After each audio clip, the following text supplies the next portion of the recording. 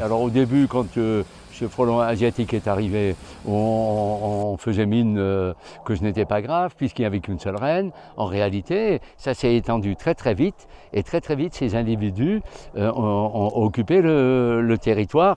Fortes inquiétudes des apiculteurs face à la prolifération du frelon asiatique. Les nids prolifèrent un peu partout au Pays de Bitche, exemple ici à Arren et à Bettwiller. Alors cette année, la lutte s'intensifie contre ce prédateur. Ici au rucher du moulin d'Eschwiller, plusieurs pièges ont été installés pour éviter son expansion. Ce sont les grilles anti-frelons, les grilles vertes qu'on met à l'entrée de la ruche, qui sont un peu plus étroites et qui l'empêchent d'entrer dans la ruche, donc d'aller se servir dans la ruche.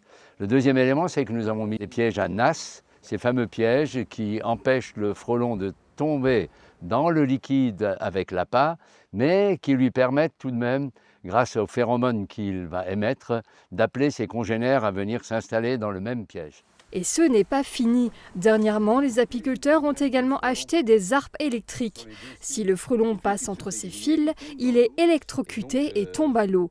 4 pièges de ce type vont être installés prochainement. Un investissement jugé nécessaire pour protéger les 35 ruches installées ici près du moulin d'Eschwiller. Alors au début, on avait des premiers éléments, on a eu des réponses, mais chaque année, les réponses sont à revoir. Pourquoi ? Parce que ces insectes ont une capacité d'adaptation qui est assez phénoménale. Le problème, c'est que certains pièges peuvent renfermer des frelons européens, une espèce essentielle pour la biodiversité. Elle participe notamment à l'élimination des insectes nuisibles. On les reconnaît grâce à leur couleur rouge, contrairement aux frelons asiatiques qui ont un thorax noir.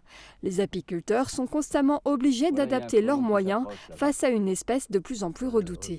Les gens qui piègent le frelon européen vont tuer le frelon européen dans le secteur dans lequel il se trouve, et en même temps, ils vont détruire cette niche écologique qui va ouvrir un boulevard aux frelons asiatiques. Une situation suivie de près chaque année pour améliorer la protection et la formation des prochaines générations d'apiculteurs.